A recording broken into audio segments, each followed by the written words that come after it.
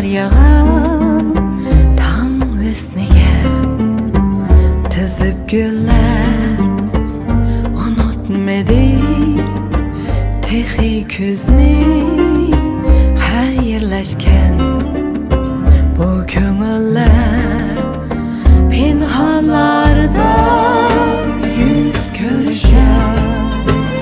zimistanda yolg'izliklar sovuqlarga sinib ketar gulxan kabi shu tiniqlar tushlarimda seni ko'rdim kulib keldim bahar başlab ixtiyorsiz seni sevdim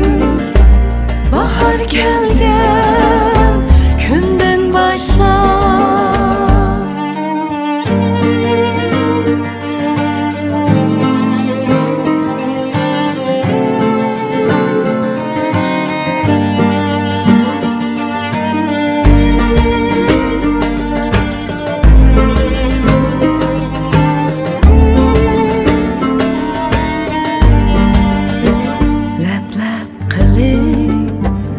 Karlar yağan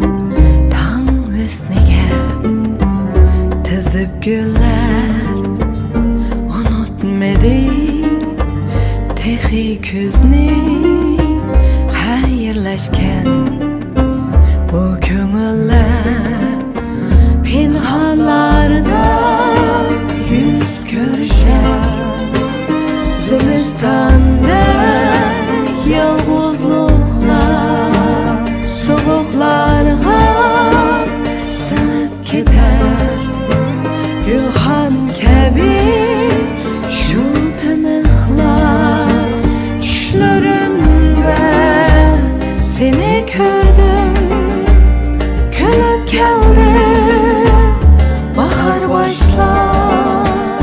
ixtiyorsiz seni sevdim